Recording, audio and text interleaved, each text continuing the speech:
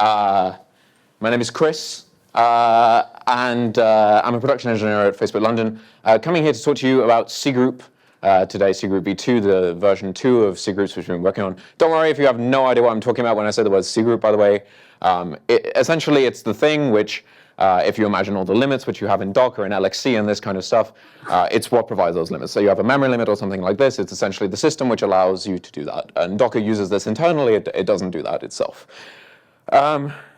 So a little bit about me. I'm working at a team called Web Foundation. The title production engineering is kind of another non-standard title across the industry, but we do basically site reliability engineering work. So I do some kind of mix of kind of like ops work and more proactive kind of work across the site to help reliability.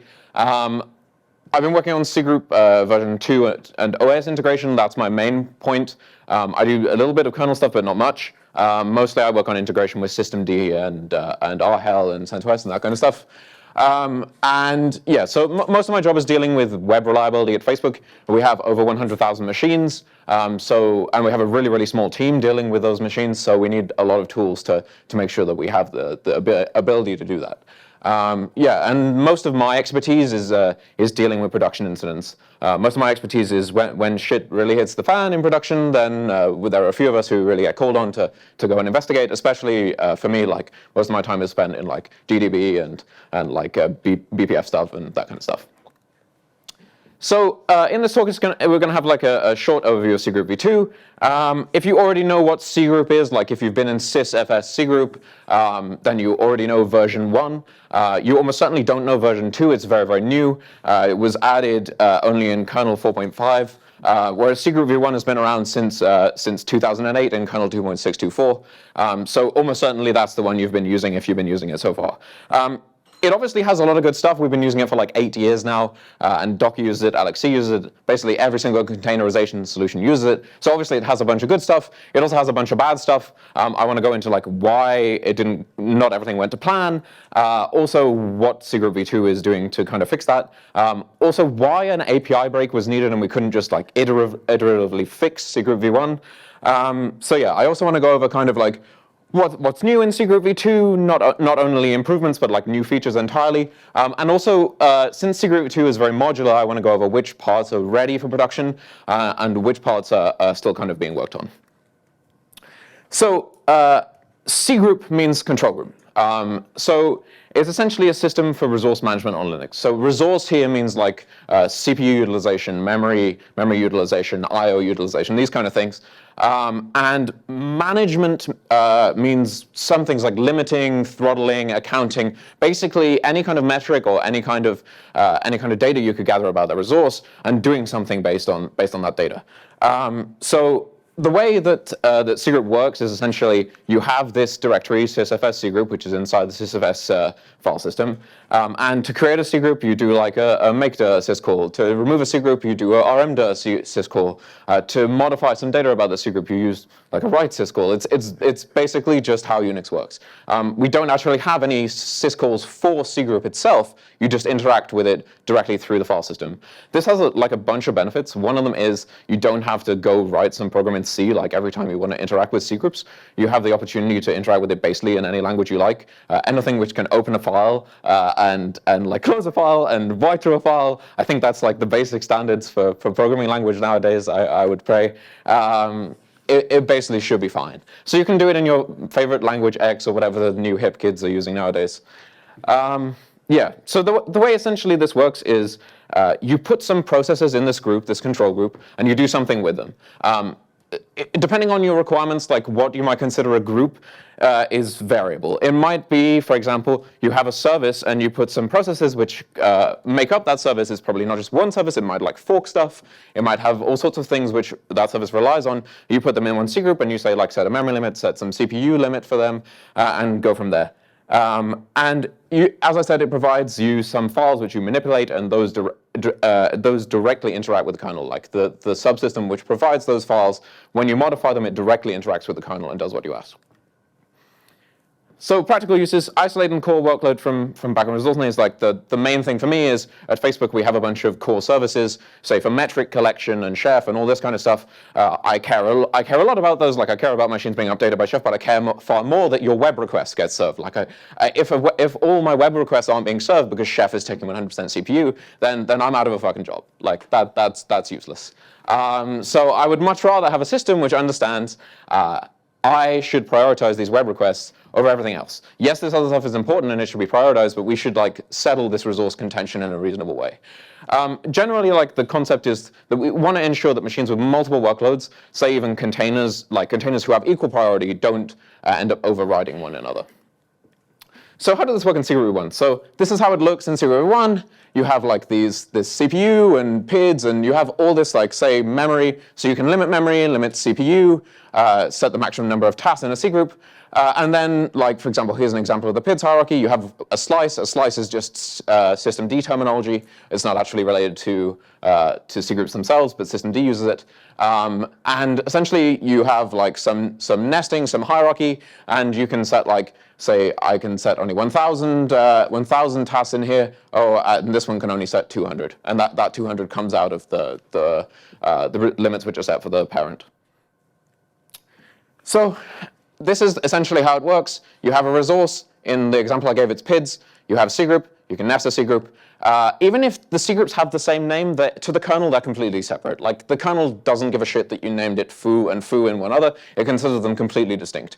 Lots of systems like systemd do create like one in each one, and you'll see the same name. But from the kernel's perspective, and this is really important to note, they have absolutely no relation to each other. They have nothing to do with each other. That causes a whole class of like niche problems, which are kind of annoying when it comes to managing services. You can set more restrictive limits in the child, like I mentioned. So if this was, say, memory, and you set a limit of, like, say, 1 GB here, you can set lower than 1 GB here, and that comes out of that eats out of this particular one. But you can have, like, 1 GB and 1 GB, then they just share the same resource. So limits and accounting are performed per cgroup. So, for example, if this one is memory, and you set the memory limit here, it applies to PID3 and PID4. And yeah, the way you essentially get these files is you just go into the memory cgroup, you create a cgroup with makedir, or you use systemd to do it for you, and then you tell it to add the PIDs. One PID isn't exactly one cgroup per resource, literally only one. If you don't explicitly set a cgroup, then it goes to the root cgroup. In this example, say resource B, the root cgroup is just essentially unlimited. You do still get accounting, so it's not like completely useless, but it's pretty damn close. So to make it clear, this is how it looks. I know I've said this like 5 times, but you have to get this. If you don't get this, none of the rest of the presentation will make any bloody sense. You have sysfs cgroup, you have a directory, which is the resource, then you have some names, say service1 and service2, then you have some files inside where you set what you want to set. And again, even though they're both called service1, they have absolutely no relation to each other. How does this work in CPGROUPv2? Now, here's the bit where you see if you remember everything I just told you. So CPGROUPv2 has a unified hierarchy. So if you go to sysfs cgroup, the same directory, you don't see the names of the resources anymore. Previously we saw like CPU, memory, all this kind of stuff. Now we just see the names of cgroups. So when we go in there, in fact, we also see all these files. So how does it know which cgroups it's in? How does it know which resources it can control? Well, the answer is, cgroups are global now, and you actually opt into the resource. So essentially, it's completely inverted. Instead of having a resource and you have a cgroup hierarchy underneath the resource, you have a cgroup and you have resources which you opt into for that cgroup. So for example, if I want to do this again, like I want to have CPU for service1 set in CPU shares, I want to have memory for service1 set here, it looks more like this. So now we have, say, one cgroup here, service1, and we set in cgroup subtree control memory and CPU.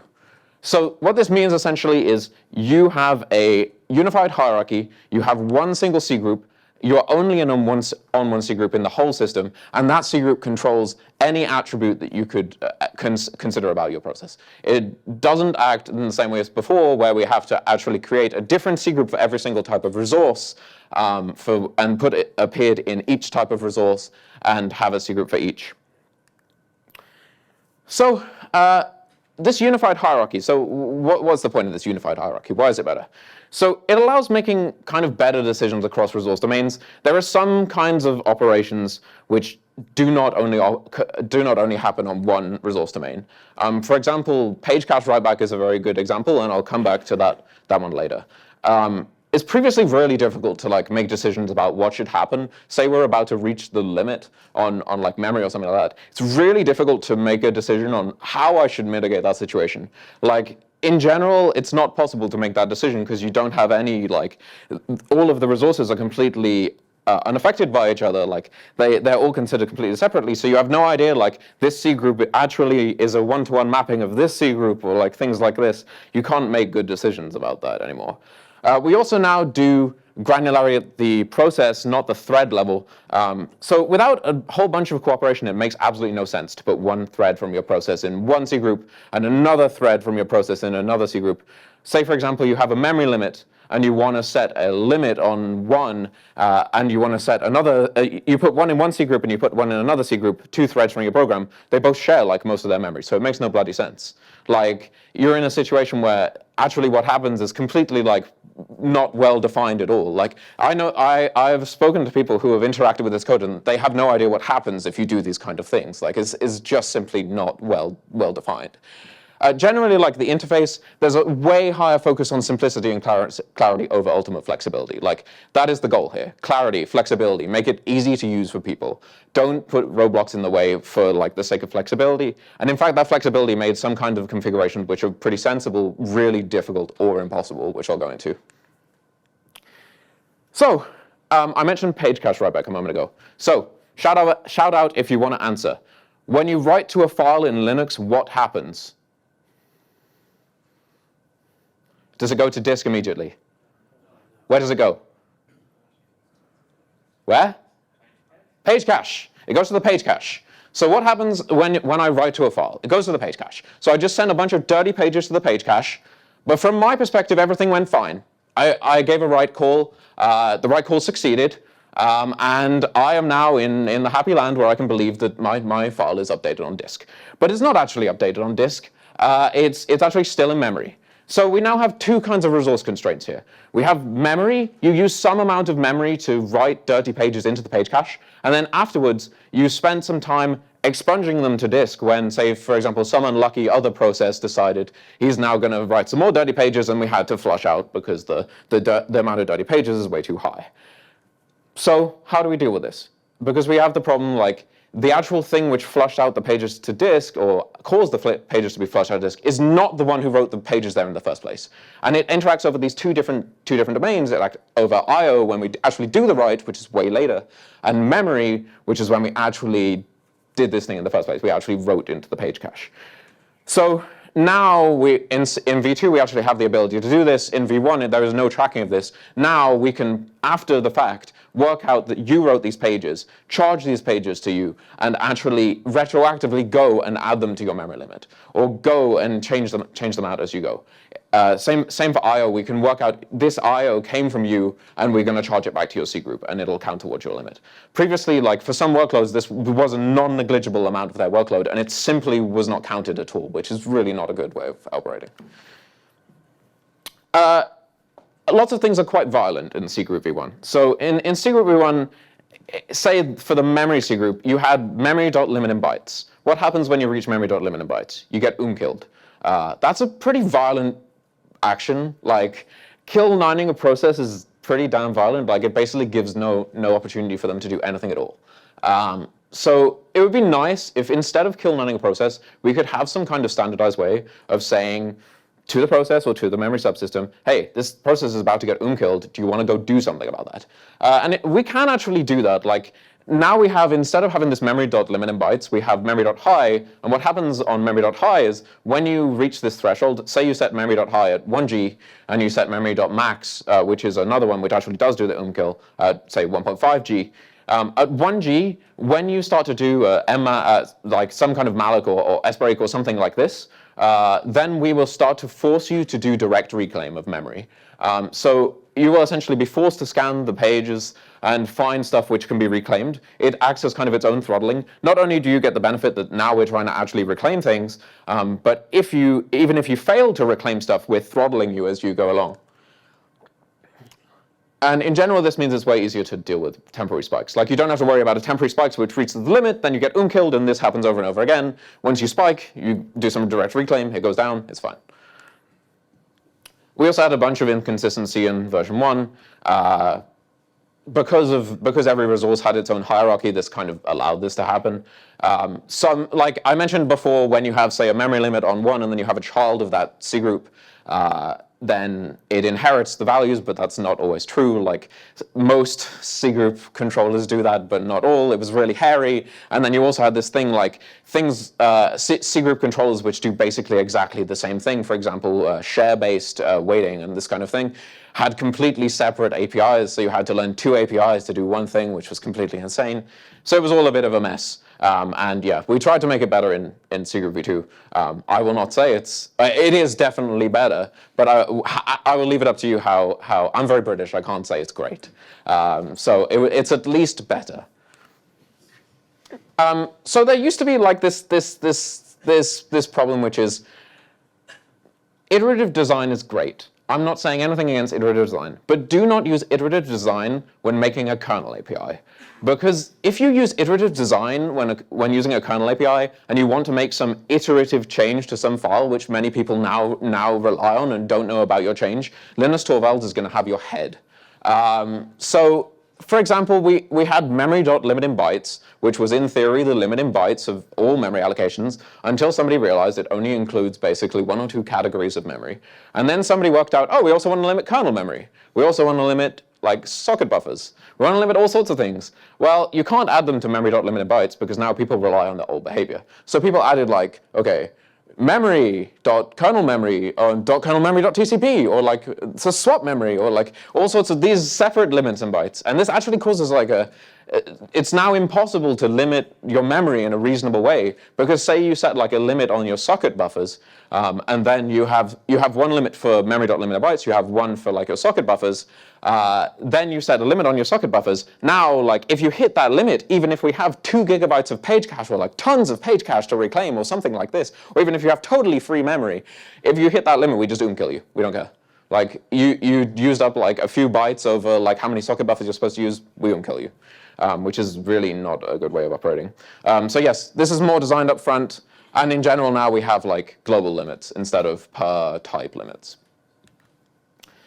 So controls which are merged into the mainline kernel as of Linux 4.8, I think. We have I/O, which does I/O contention and I/O limiting. The memory one and the PID one, these are kind of like very critical ones from our perspective. Another very critical one, which is not merged as a CPU controller. There is a big disagreement about how it should work, and yeah, there is a thread here on the Linux kernel mailing list about how this should work, and there are disagreements about like that we now have granularity on processes instead of threads, and like another thing called the internal process constraint, which is essentially where you can place processes in C groups. It's all rather, it's either very dramatic or very boringly dramatic, depending on which side you're on. Yes, so you can find out more about that, but hopefully we'll have that merge very soon. Control is still being worked on Freezer. So Freezer was essentially, instead of like when you ran out of memory, you didn't have to like get killed. You could just freeze the whole C group. All the processes in the C group would be frozen. Then you could do something based on that. Like some processor could come along and say, oh, I'll raise the limit a bit based on some context it has. Or, oh no, I don't care anymore. I'll just kill them and like go ahead, or like log it somewhere. Or it was essentially like allow somebody to do something before getting killed. So yeah, that's still being worked on.